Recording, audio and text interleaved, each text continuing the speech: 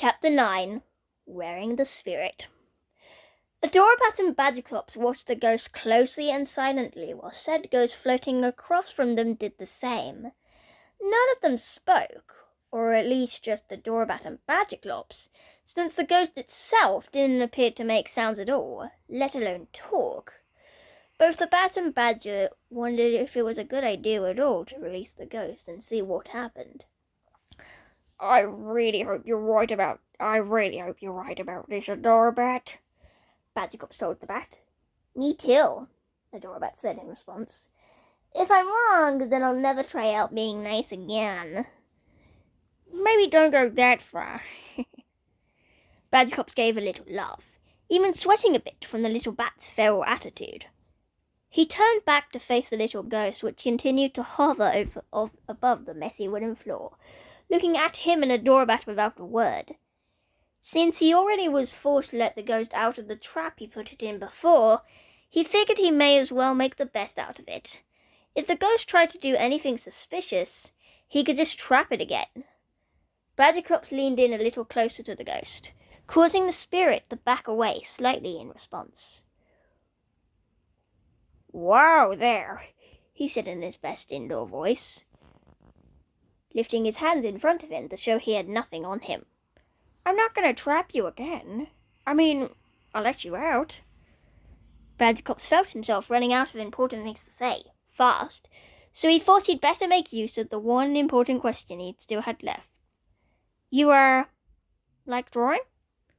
He pointed at the crayon drawing still on the ghostly painting.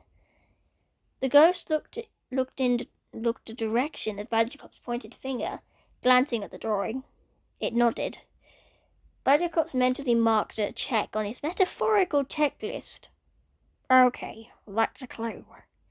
He then looked left and right to examine the other loads of discarded junk and boxes and under tops scattered about the attic room. "Are you all alone up here?" The ghost nodded again. Badgerclops marked another mental check. "What were you doing?" The ghost turned away and drifted towards a random box. Badgerclops watched while Adorabat got ready for a fight. But they were both less surprised than confused yet again when they observed the ghost bend over and rummage through that box to pull out a random set of clothes.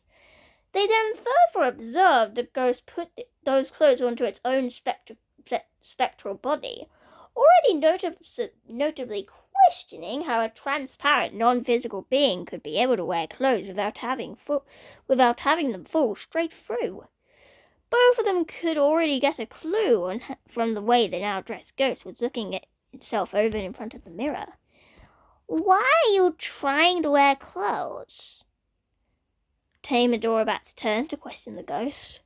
But the ghost didn't say anything but floated back to the crayon picture, which illustrated itself side by side with a couple sweet-typey children dressed in similar fashion that was meant to signify a less than ordinary occasion.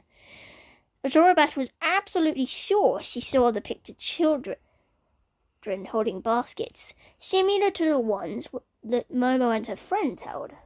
That's when it made sense. "Were you dressing up for Harvest Moon?" The ghost not only nodded, but also danced around in the air, doing a loop in the process. That told her all she needed. "Badgerclops! I think it wants to go out candy hunting too!" "As if we needed more competition for candies." Badgerclops folded his arms, muttering to no one. "I bet that ghost can't even eat." He looked away just as the ghost switched out one outfit for another, looking itself over in the mirror. Adorabat was also examining the ghost as well. "Well, I don't think this ghost wants to hurt anyone," Adorabat noted. "You saw the crayon drawing." When Badgerclops still didn't respond, Adorabat occupied a few more seconds of her time by looking through the ghost's junk. She was briefly startled by the ghost rushing over to her and attempting to shoo her away from its things. "Hey! Back off!" she screeched fiercely. This frightened the ghost enough to back away, but Adorabat calmed down right after seeing that the ghost was already wearing a colourful and different-looking hat. "Oh, I'm sorry," she told the ghost more politely. I thought you were going to hurt me. She didn't quite expect the ghost to actually look sad, and it made her feel bad comparing the fighting monsters that never expressed a lick of emotion. She took it upon herself to make up for her outburst by quickly finding a discarded knight's helmet in another random box. Without giving the ghost time to turn around, she rapidly placed the helmet over the ghost's head. The ghost turned to her, feeling a bit startled after what she did, but then turned back to the mirror to have a look at itself wearing the helmet. Adorabat watched with anticipation as the ghost took its time, but then deflated upon the ghost turning back to her and shaking its head. "Hooey, I thought you ghosts liked knights," Adorabat huffed. She went over to another box, but before she started rummaging again, she noticed Adorabat falling around with a random piece of junk from another box further to the back of the room. "Badgerclops!" she called to him. "Help me find a costume!" Badgerclops jumped a little from not expecting Adorabat's sudden use of her outdoor voice, and then looked at the ghost next to her. "Adorabat, you sure it's a good idea to be helping this ghost get out in public? I mean, there are plenty more sweet typies out there who aren't as understanding of ghosts as we are." Adorabat examined her dusty fairy wand. "Well, I'm sharp enough to see that the ghost doesn't want to scare us. Besides, the ghost is friendly." She then picked up a clown wig. "Haven't you played dress-up before?" Badgerclops turned away nervously. "Well, I did, but—" He refused to talk any further. He took a look at the ghost himself, examining its every feature and mannerism to see if Adorabat was right on the mark about what she said it was. Sure enough, he didn't see any way the ghost could be a threat, only that it was harmlessly going through the costumes it and Adorabat chose together, swapping one outfit for another over its spectral body. That gave him an idea. "Hey, Adorabat, you think we could get that ghost to hold all our candy while we hold extra?" That got the little bat intrigued. She turned to face the ghost as it was trying on a full bodysuit shaped like a flying saucer. "Can you hold candy in you?" she asked it. The ghost paused, thinking about what it had been asked, and even poked at itself to test the limits of its tangibility. It didn't quite know the answer, and it could sense that Adorabat were getting the impression it did not, so the spirit hastily grabbed at anything small in the nearest junk pile to change their minds as soon as it could. The ghost did manage to grab a few marbles after a few seconds of scrambling.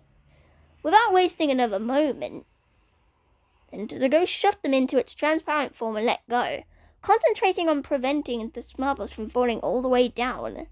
The effort proved more difficult than expected, as the spirit tried to put quite an amount of energy into maintaining some kind of tangibility around the marbles, but it rapidly got easier. After a second or two, the ghost saw that the marbles floated effortlessly inside itself, proving to the badger and bat that it could indeed hold little things in its body. The positive information was more than good enough for Badgerclops. "That is so perfect!" He giggled with childish gladness, while Adorabat and the ghost didn't quite know what to think of that. But Badgerclops wasn't paying attention. Not that he cared at the moment, as he still processed just recent revelation. Rather, he was already knee-deep into a couple stacks of boxes containing unused costumes, digging through the items like he was in a hurry. Adorabat and the ghost was still stuck thinking about why the badger was behaving so erratically at the moment. It took Badgerclops himself noticing them doing nothing at the moment to snap out of their stupor using his voice alone. "Hey, Adorabat, help me find a costume for our little ghost, will ya?"